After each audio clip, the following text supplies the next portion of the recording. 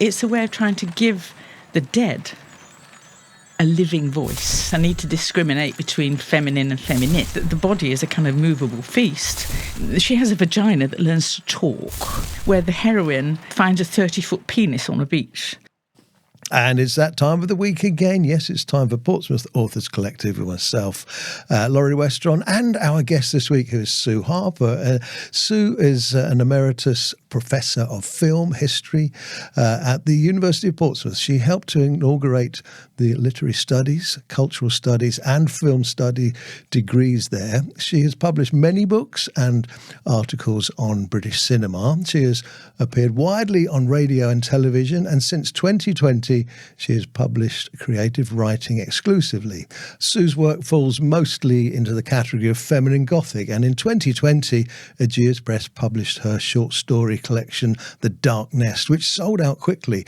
Her new book, Blood and Coal, the story of a Nottingham mining family, was published in September 2024 by IMD Media, and she has published a number of stories in magazines, and in 2023 was runner-up in the London Independent Story Prize. And Sue, if you'd like to read a bit of blurb about your book for us, put that out there, and then we'll come back with some nice questions for you. Well, it's a book about my family, but it's highly fictionalised, although it's based on archival sources. And it's trying to deal with the history of consciousness and bring to life people from the past. So each of the characters I describe and talk about their lives, and then I get them to turn back to me and say, "You are rubbish.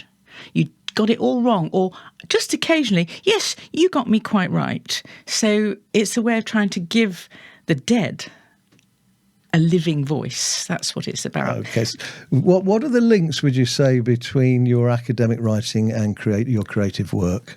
I think as an academic, I was always something of a maverick, in that I was always against the grain, as it were. When I was starting out, the main foreground of academic work was theory, film theory in the 80s, and I didn't want to do that. I worked with archival stuff. But with the academic work, I was always wanting to look at subordinate groups like women and the working class. And the links with that are actually quite powerful to my creative work, because I want to use the sources creatively, and I want to be revolutionary in their use, and I want to call attention to the voices or the perceptions of people who were hidden from history, like women.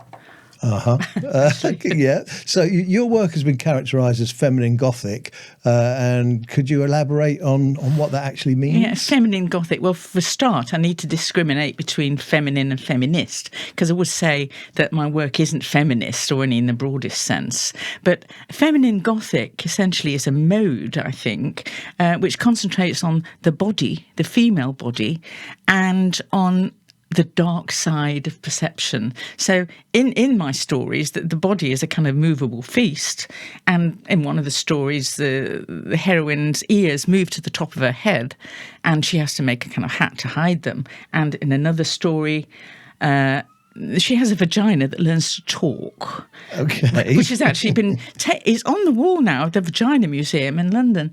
And there's another story where the heroine finds a 30-foot penis on a beach. But besides that, the overall mood of the stories is quite dark. That's the Gothic side, you know, and they're meant to shake you, to shock you, to make you feel uncomfortable and anxious, really. Okay, well, You've given me a copy of the book, and I'll tell you if that works for me later. Is your, I say later, in due course, I should say, is your book, Blood and Coal, is it a departure from your previous work? It is to a degree, yes, but actually, broadly speaking, it is a continuation, but you can't quite see it.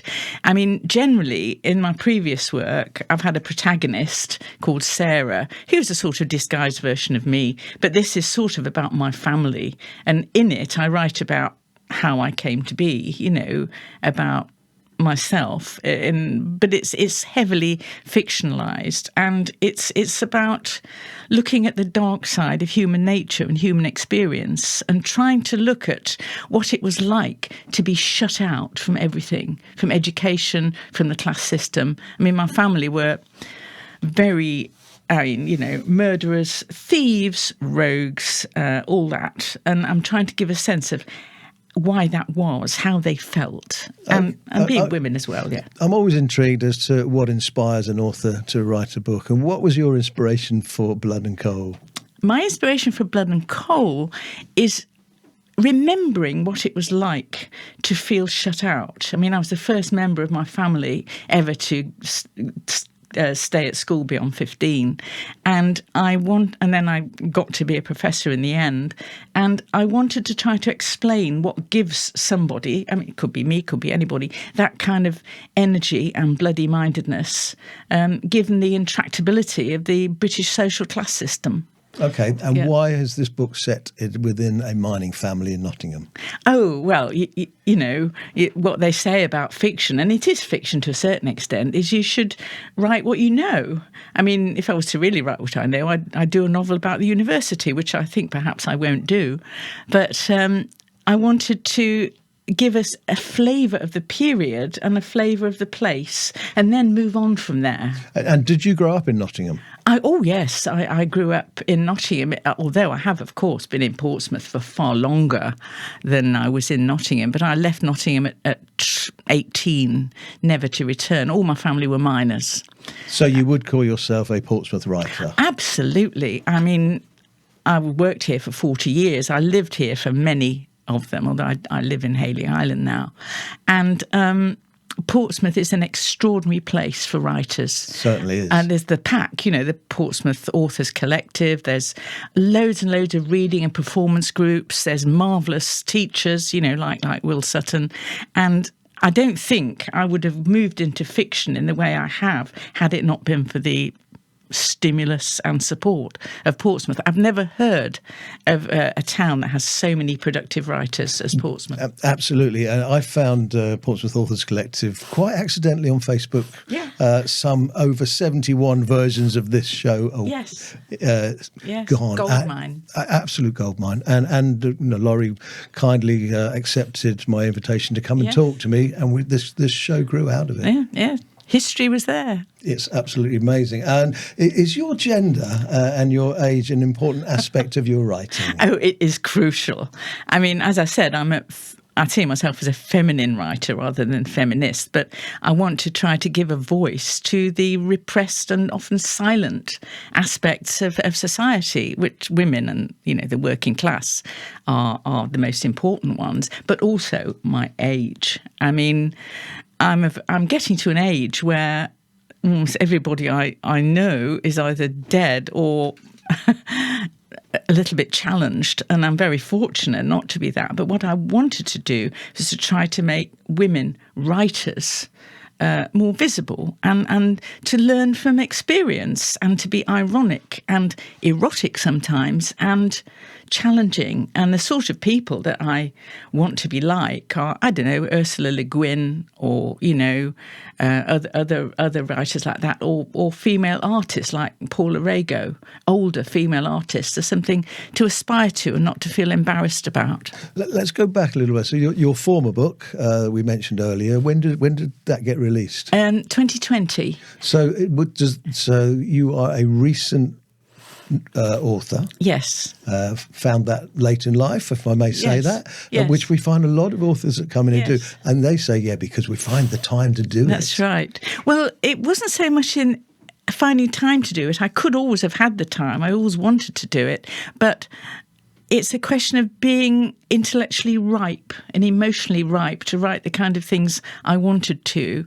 And also, I felt I had come to the end of my academic writing. I still value it. I still want to do it, but I've said what I had to say. And do you feel as a, if I may say this, as a university professor, do you feel there's something you mustn't put in a book? Yes, to a certain extent. So there's no point me saying what's that going to be then, is there? Well, no, I can just be a bit general about it. I mean, I suppose being a professor is supposed to carry a burden of respectability and orderliness about it, both of which are qualities that I have no time for. And so I have to, I suppose if I was writing as an academic, I'd be a bit more careful. I mean, I used to have, as an academic, a writing style which was often called juicy, which was a little bit more relaxed and casual than much academic stuff. And doesn't quite fit into the title of Blood and Coal. No, absolutely not, no. But also, being outside the academic community allows you to take more risks with your subject matter. I mean, Blood and Coal is history in that it's based on archive work, but it's also fiction in that I've taken a huge number of risks with the material, and you can't do that as an academic quite. And does it include some juicy bits? Yes. Well, yes, indeed, and some forbidden bits, that's right. I mean, my grandfather, for example, pushed my grandmother downstairs and killed her and got married to somebody else 4 weeks later, something like that. And they were all drunks, all that, and it's you can't, that kind of material isn't germane to academic work, because what is important is to think about how people felt in the past, how they acted, and more importantly, how they moved, how they looked, how they used their gaze. And I was trying to reconstitute that in my writing, which is a little bit outside the academic parameters, I would say. I think you've set the audience up for a rather some expectancy that I look forward to reading that book, yes. And I'm sure some of our audience will as well. How can they get hold of it? Well, they can look at the Portsmouth Authors Collective website, which has got details of everybody on it. The book can be, it's on Amazon, obviously, and it has sold very well. It has all the reviews, it's had a 5-star. You can get it through Amazon. Or if you contact me through PAC, you can get it without postage.